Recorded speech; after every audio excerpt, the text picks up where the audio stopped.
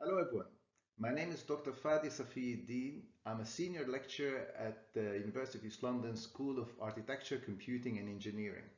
Today I'm introducing you to my research topic, fake news on social media, 5 years on since the outcry of 2016. Part of the presentation, I'm going to introduce the topic of fake news. What's the definition? Then we're going to have a fun challenge. I'm going to give you 3 posts and I want to see which one of them you can spot as fake and which one is factual. Then we're going to go into the seriousness of the topic, how fake news spreads on social media and what can we do to reduce it. We're going to look at the literature and the approach. And what's coming next? Fake news is not going anywhere soon, so let's get started with the presentation. Fact: social media has become a major source of our information. Fake news is defined, and this is the best definition we can find for it, is for cases of deliberate presentation of false and misleading claims as news, where these are misleading by design. And we can see some examples of these happening now with COVID-19. So work is in collaboration with Queen Mary University of London and the American University of the Middle East, which is based in Kuwait.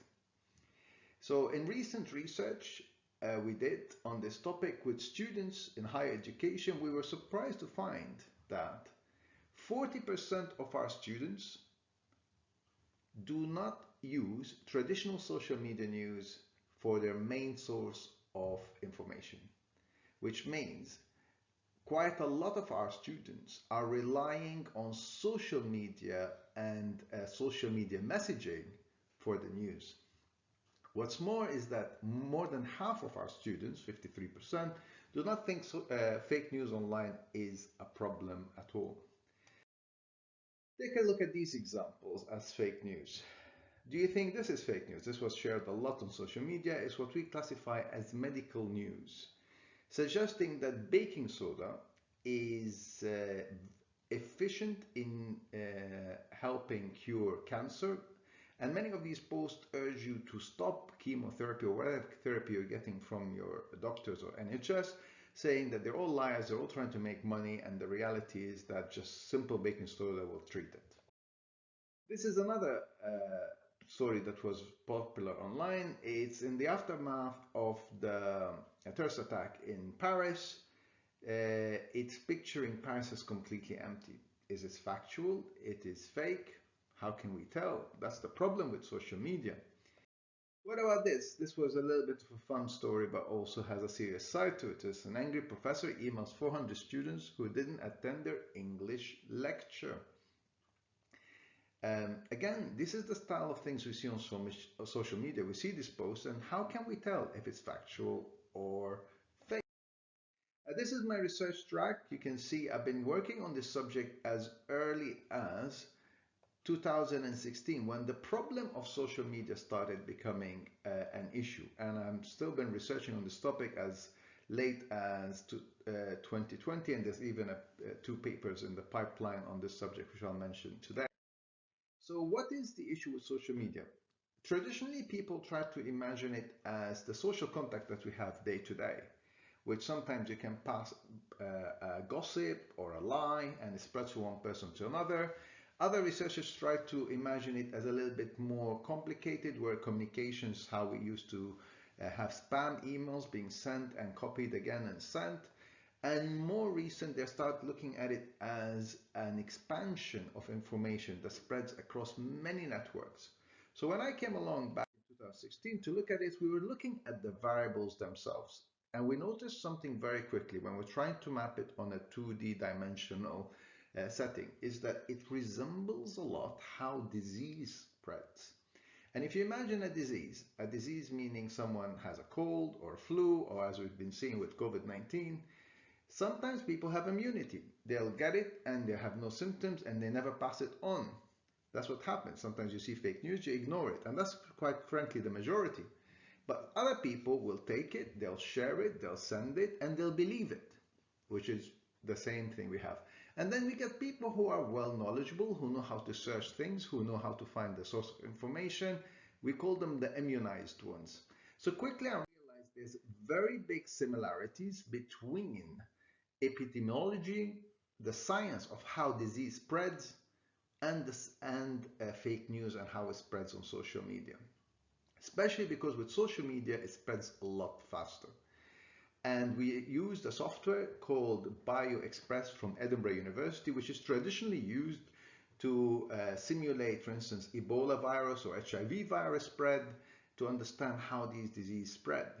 So we used this, and I did one of my major publications on this subject, an IEEE paper, where we looked at how the spread of the fake news happens online. And specifically, we looked how to combat it. And here's one of the key findings there. Influencers and news groups have big impact when it comes to fake news. Because when an influencer or a news group shares a news and then acknowledges that they made a mistake, you only need 9% of the population, and we highlighted here, just 9% of the population to question it for it to stop. Because once you share it, it's out there, it's hard to control. But if the source acknowledges, now what happens if the source insists this is factual, as we get with some politicians who like to spread fake news? Well, if they insist it's factual when everyone else is trying to say it's not, you need 54% of the population to authenticate it, which makes it impossible to control in a way. That's more than half the population. So looking at this, we were looking at what other ways can we do to control fake news. So lots of solutions have been thrown around by researchers. There was the suggestion of relying on alternative influencers, people who combat this news. This didn't work. We've tried it already in several elections and referendums. It's just get all the celebrities to stand on one side and they still can't sway the population. Educating the masses about fake news, that takes a long time. And at the end of the day, when people want to believe something, they want to believe it, and it's very hard to tell them to research it. What about using algorithm and AI to suppress fake news? Well, there's some issues here. Now, it has promising results, but it has a big problem. It can be accused of censorship. You're censoring the news, and that always will create a subculture of people who have mistrust with social media and establishments. So what is the alternative? What we believe is working and will work is relying on third-party checkers. Third-party checkers will not ban the news, but they'll give you a source to go and double check whether this is factual or not.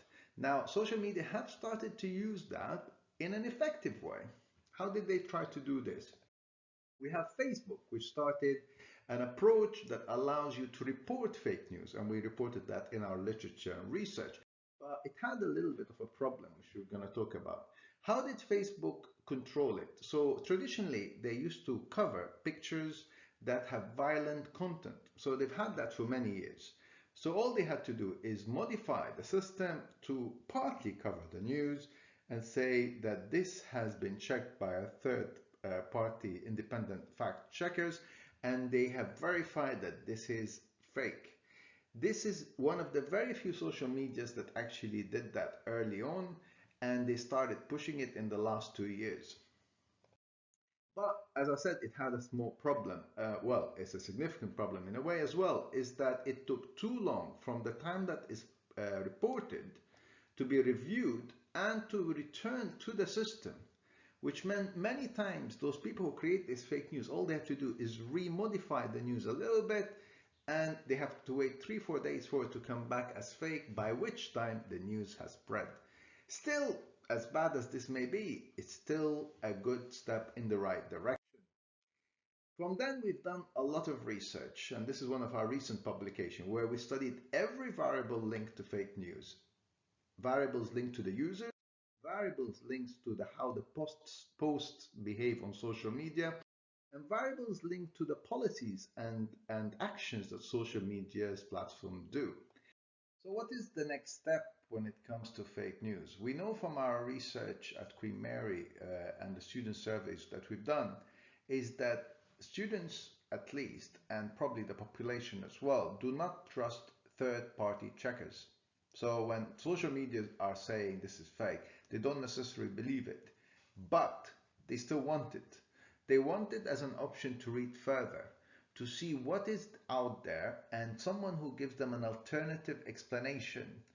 And that's something they want. So a reflection, for instance, on COVID-19, we did a review of 600 posts on social media on the topic of COVID-19 by looking at hashtags. This paper is being in the pipeline to be published soon. And what we noticed is, as compared to 2016, when some studies suggest as much as 30 posts on, say, Brexit or the American election, up to 30% were fake, our studies are showing it's gone down a lot. That's because all four platforms are working hard to combat fake news. And you can see from there that Facebook seems to be doing the best work so far, where the fake news that we were able to spot was 4.6%. And the worst one is Twitter, despite all their efforts to combat it. But that's because Twitter is text and images, which is a lot easier to generate as fake, whereas TikTok and Instagram that rely on images and maybe videos is a lot harder to do so. Now, have we won the war on fake news? Absolutely not. It's evolving and changing because the people who generate fake news have benefited a lot, and they are not willing at any time soon to give up that right, the right to create the alternative reality that they want to believe in. And they're tribalist in their concept, meaning they will fight for it with everything they can. And we saw some of it happening in the recent election in the USA. The use of big data collected from social media mostly to identify subgroups and target them directly with messages into their phones using social media messaging services such as WhatsApp and Viber and others. And that is a lot harder to control. That's a lot harder to combat. How are you going to flag it as fake when it just comes to your phone and only you are the person to see it? So therefore, we have a big challenge on our hand in the coming years in a way to combat fake news that's actually targeted to individuals based on their beliefs and what they want to vote for.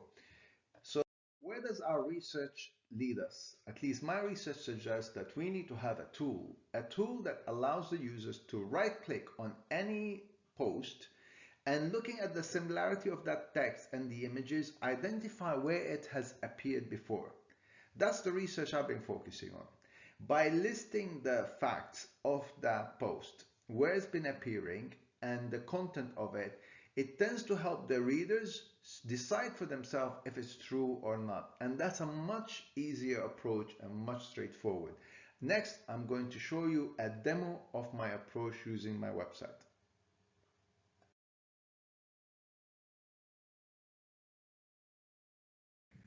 So this is our demo for how to use Authenticate.info. You go to the website Authenticate.info and then you click on conceptualization. There's before and after. Click on after, you get to this page.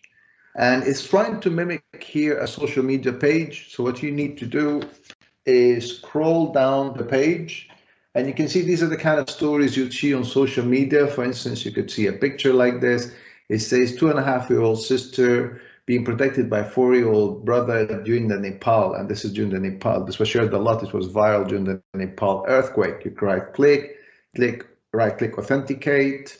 And then you can see here where the picture has been appearing. You can see it's been listed as bogus, debunking a viral picture. So you can see it's been reported. And when you read the editorial, it says the photo was taken in Vietnam, 2007. It was an innocent picture of a brother hugging his sister, and then it's been misused as an event during the Nepal earthquake. You scroll to a picture. This was actually presented during the presentation today. The Paris aftermath. Is this really a picture from that event? You right click and see, no, this is rumors, and it says that this is not factual. And then when you read here, it says fake, the image created by an artist to title Silent World. This has the same pictures of London, New York, of empty places to see how the world would be without humans. Let's scroll to another photo that we saw in our presentation as well.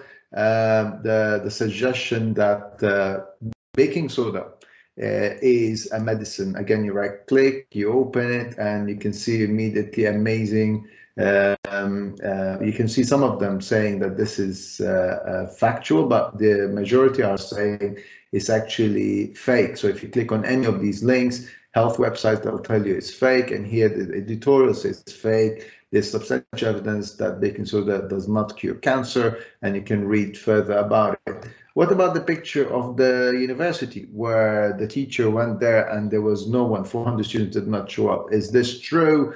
And it says, yes, verified source. You can read which university it was, and it was University of Birmingham at the time. But then it gives you some context. Is that it was a half term. It was an optional lecture. Students were not required to attend it, and that explains why no one came to this lesson. So I urge you to take a look at this example of how to validate fake news. The option that we are promoting, part of my research at the University of East London.